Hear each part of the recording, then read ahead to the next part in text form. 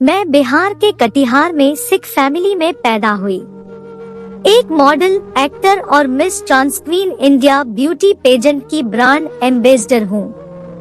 मैं पैदा लड़के के शरीर में हुई थी, पर जैसे जैसे वक्त गुजरता गया औरों से खुद को अलग फील करने लग गई। मेरी आत्मा लड़की की है और बॉडी कहीं ना कहीं एक लड़के की थी। इसे लेकर काफी ज्यादा मुश्किलों का सामना करना पड़ा। बिहार के एक छोटे से गांव से हूँ, तब उस वक्त वहाँ पर इतना ज्यादा एक्सेप्टेशन नहीं थी। उम्र 14 से 15 साल की रही होगी। एक दिन माँ के साथ बैठी थी। माँ से कहा कि मम्मा, आपसे कुछ कहना चाहती हूँ। मैं इस बॉडी में खुश नहीं हूँ। मैंने हमेशा से फील किया है कि मैं एक लड़की हूँ। मेरा यह शरीर मेरी आत्मा को मैच नहीं करता है। मैं लड़की बनकर अपनी जिंदगी जीना चाहती हूँ। माँ ने कहा, बेटा, बातें करना तो बहुत अच्छा लगता है, पर जब तुम इस चीज को कंप्लीट करने जाओगी तब संघर्ष करना पड़ेगा और इसमें तुम्हारा कोई साथ नहीं देगा। शायद तुम्हारे अपने भी तुम्हारा साथ छोड़ देंगे। माँ की यह बात कहीं ना कहीं मेरे दिल को लगी थी। यह कहना है कि मिस ट्रांसक्वीन इंडिया ब्यूटी पेजेंट की ब्रांड एम्बेसडर, एक्टर, मॉडल नव्या सिंह का। नव्या बताती है, बच्चे कहते थे कि तू तो बिना मतलब का लड़का पैदा हो गया, तू लड़की है। आगे पढ़िए नव्या की लड़का से लड़की बनने की आप बीती कहानी, उन्हीं की जुबानी। कहीं माँ बाप के साथ जाती थी तब मेरे सामने ही उनका मजाक उड़ाया जाता था। बचपन में बच्चे के जेंडर को लेकर कोई बात भी नहीं करता है। धीरे धीरे बड़ी हो रही थी तब मेरा बिहेवियर लड़कियों जैसा था। बड़े होने के साथ लोग मेरा मजाक उड़ाने लगे। मैं समझ नहीं पाती थी कि लोग मेरा मजाक क्यों उड़ा रहे हैं। गांव में लोगों ने मुझे मजाक के रूप में लिया। बच्चे कहते थे कि तू तो बिना मतलब का लड़का पैदा हो गया, तू लड़की है, तुझे लड़कियों के साथ उठना बैठना चाहिए।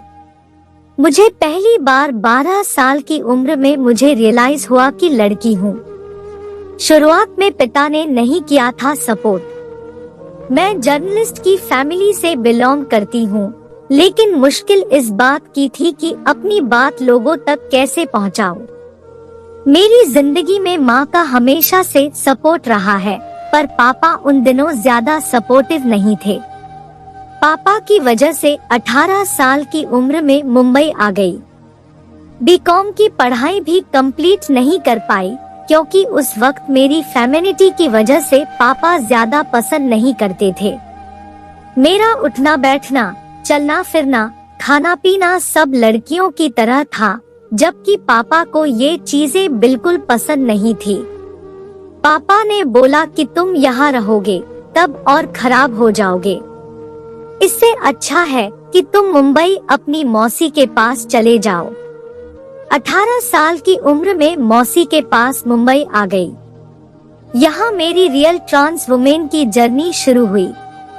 जो बात 18 साल तक मेरे माँ बाप नहीं समझ पाए, वह बात मेरी मौसी 18 घंटे में समझ गई कि मैं किन चीजों से होकर गुजर रही हूँ।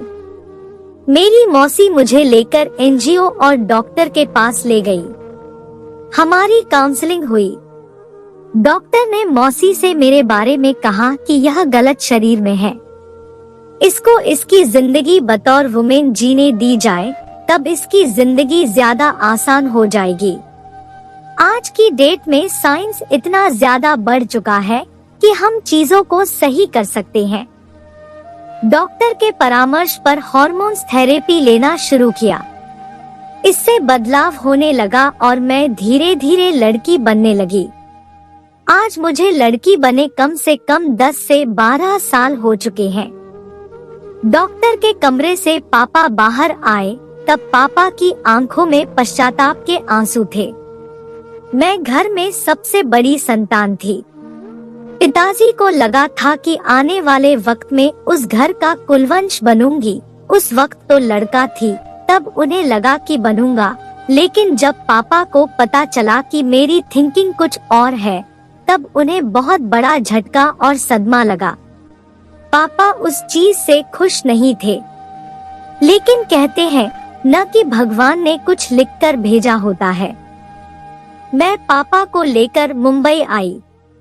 पापा का डॉक्टर से कंसल्टेशन कराया। मेरे मॉम डैड की काउंसलिंग हुई।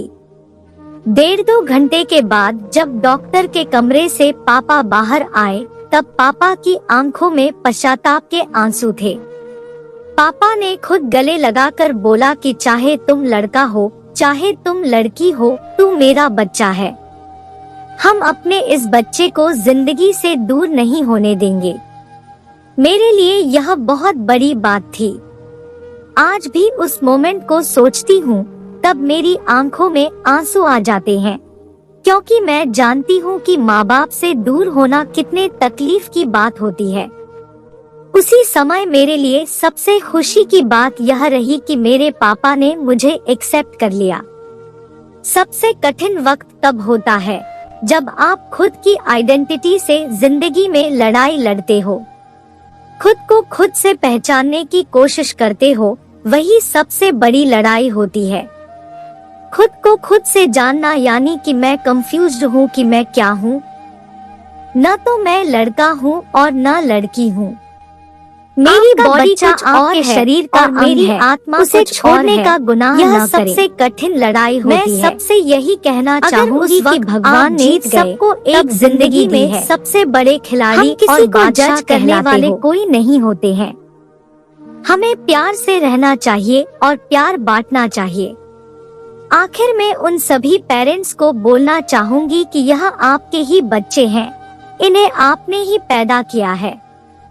अगर आप उसे छोड़ेंगे तब आप सबसे बड़े गुनहगार हैं, क्योंकि आपके बच्चे ने आपसे परमिशन नहीं मांगी थी कि मैं पैदा हूँ या नहीं हूँ।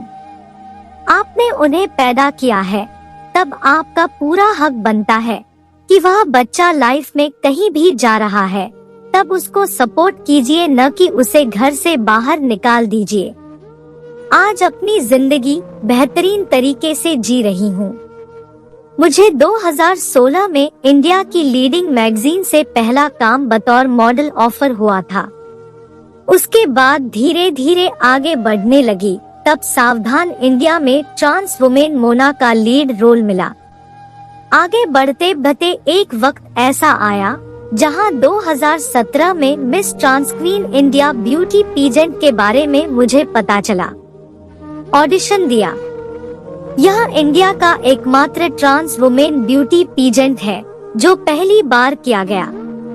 इस पीजेंट में पार्टिसिपेट किया, तब टॉप 5 प्रतिभागी बनी। इन लोगों ने मिस ट्रांस क्वीन का ब्रांड एम्बेसडर बना दिया, जो पिछले 4 सालों से इसकी ब्रांडिंग कर रही हूँ। हमारी जिंदगी काफी स्ट्रगल भरी रही है।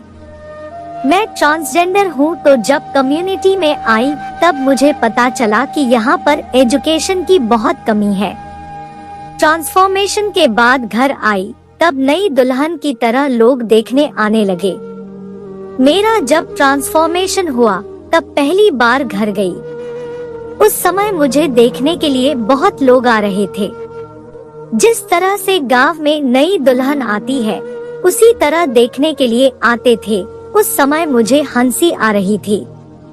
मुझे लग रहा था कि यह कैसा जमाना आ गया है।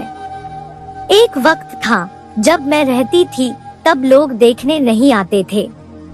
आज लड़की बनकर आ गई, तब लोग मुझे देखने आ गए। वह चीज मेरे लिए थोड़ा अजीब भी था, सही भी था।